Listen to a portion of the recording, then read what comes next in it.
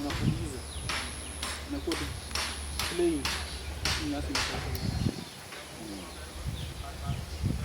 hapo, na ngoja mvua inanyesha vile watapiganga tu mimi na kitu na nina wengine kimenda mmoja. Naam, karibuni sana katika makala mengine ya stories za Daddy.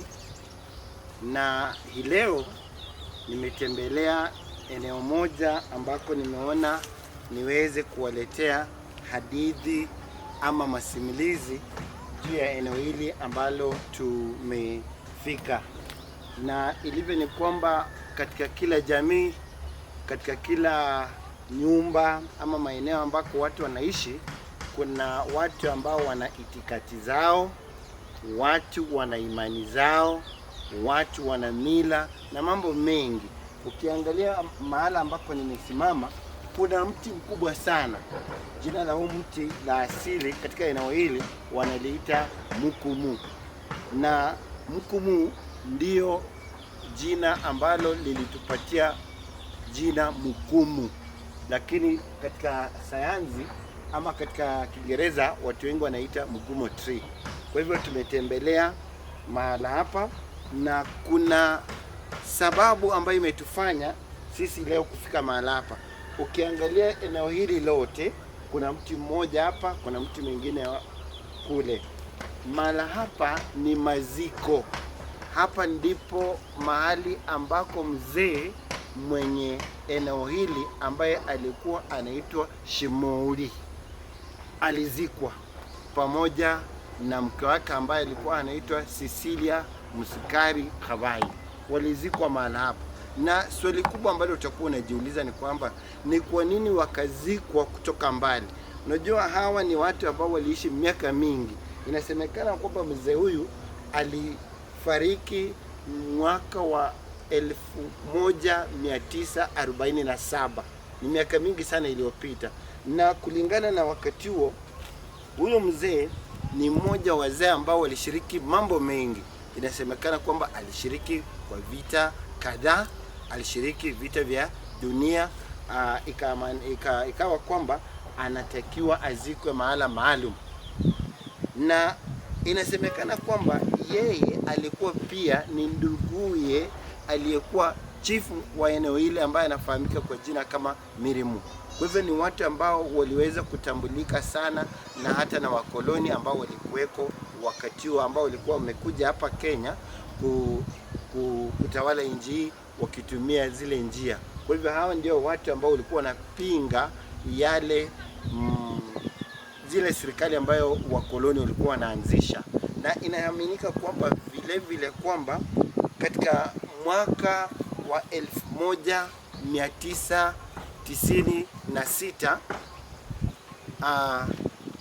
mzee huyu aliweza kuwakaribisha wamishinari katika eneo hili, na hapa ndiko mahala misa ya kwanza iliweza kuandaliwa. Na ilikuwa ni baada ya kumkaribisha padri alianzisha misheni ya Mkumu ambaye alikuwa anajulikana kama Brandsma, lakini kwa lugha hapa wenyewe walikuwa wanamuita Kwatsima. Hiyo ina maana kwamba watu wakati wako wamesoma. Na inasemekana kwamba huyu padri aliweza kuwashawishi kwa kutumia zawadi mbalimbali kama nguo, kuwapa vitu za maziwa, kuwapatia mablanketi ili kuwashurudisha waingie katika Ukristo. Na hata inaaminika kwamba yule mama ambaye alikuwa anaitwa Cecilia Musikari aliweza kupewa nguo ya kwanza kuvaliwa, na watu wote ambao wanaishi katika maeneo haya waliweza kumkashifu vikali kwa sababu alikuwa anakeuka mila na desturi za watu hao.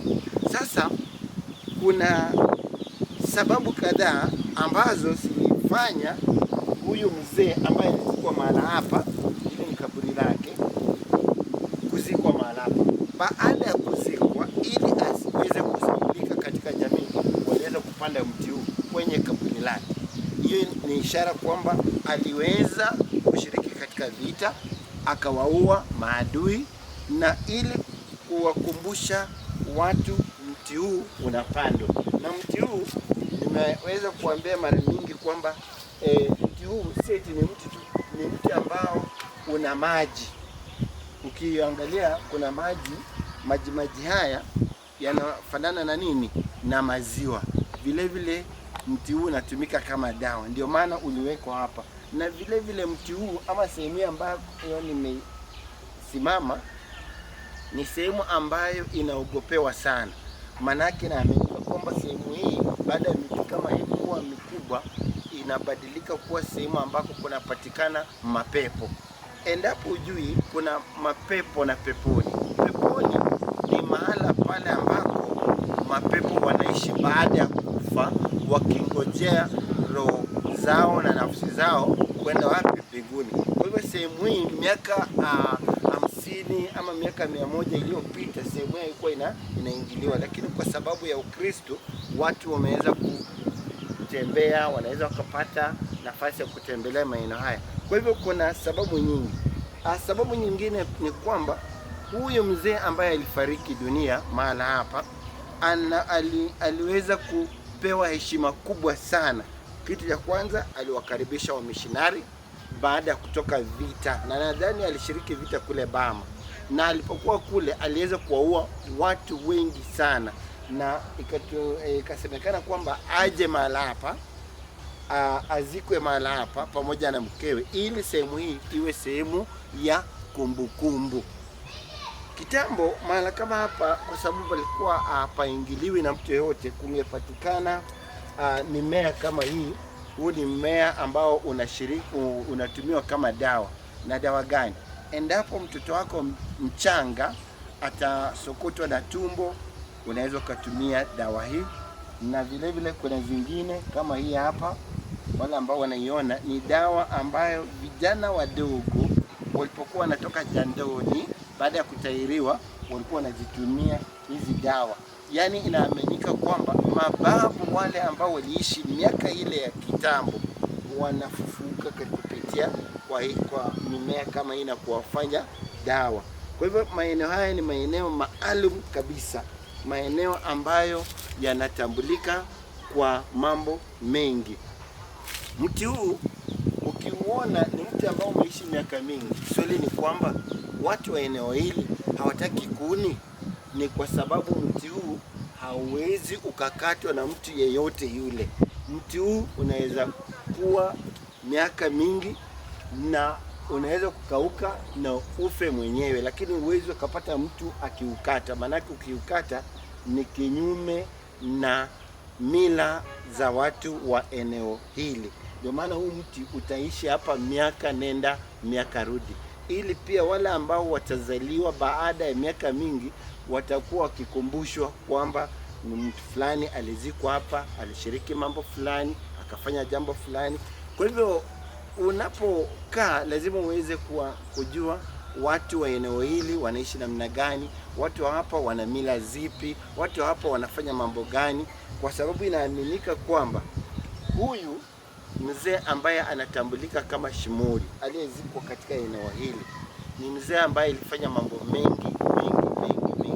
Ni mmoja wa wale wazee ambao waliweza kuwapeleka wanawe shuleni. Ikitambulika na kumbuka kwamba mzee mmoja ambaye alikuwa anafahamika kama Francis Mkanzi Mayuri Shimuri ni mmoja wale ambao walisoma katika enzi za wakoloni kwa sababu ya bidii kutokana na mzee ambaye alizikwa mahali hapa, na ni kwa sababu aliweza kutembea mataifa mengi, nchi nyingi, na akatambua umuhimu wa nini? Wa masomo. Kwa hivyo leo tunawaletea taarifa hii, lakini ningependa pia kuwatokezeni jambo lingine ambalo labda wengi hawajui. Maeneo haya wakati wa zamani vijana wadogo hawakuwa wanaweza kutembelea ama kuingia huko ndani. Manake huko ndani kulihifadhiwa vitu vya zamani ambavyo watoto wachanga hawakuruhusiwa kushika. Ama sehemu hii pia ilitambulika kuwa na mapepo, wanyama hatari kama nyoka, ndege ama nyuni wala hatari walikuwa wanapatikana maeneo haya. Kwa hivyo ilikuwa ni sehemu ambayo ilizuiliwa kuingiwa na watoto. Na nitakuwa nikiwaletea taarifa nyingi juu ya maeneo haya, ama miti kama hii, sehemu kama hizi, ili vijana wetu wanapokuwa wajue na kuweza kutambua mila zetu na mambo yetu kulingana na mahala ambako wanatoka. Na tukitoka hapo taona kuna sehemu pale juu, huko ndiko alikokuwa anaishi yule mzee, lakini akaletwa akazikwa hapa. Hii pia ilitumika kama sehemu ya kuweza kukinga. Ukiangalia sehemu hii kuna konde kubwa, shamba kubwa ambalo lilikuwa la huyu mzee. Kwa hivyo aliweza kuzikwa hapa katikati ili kuhakikisha kwamba shamba lake la upande ule mwingine na upande mwingine linalindwa sawa sawa, kuonesha kwamba yeye ndiye mwenyeji na mwenye shamba hilo. Kwa hivyo kuna mambo mengi tu ambayo tutakuwa tukiwaletea, tukiwasimulia, na watu waweze kutambua na kujua ni kwa nini vitu kama hivi vinahifadhiwa. Kumbuka kwamba hizi ni stories za Daddy na Mwalimu Ambrose, na ukitaka kunipata unaweza kunitafuta kwa namba ya simu katika lugha ya Kiingereza. Unaweza kunipata kwa nambari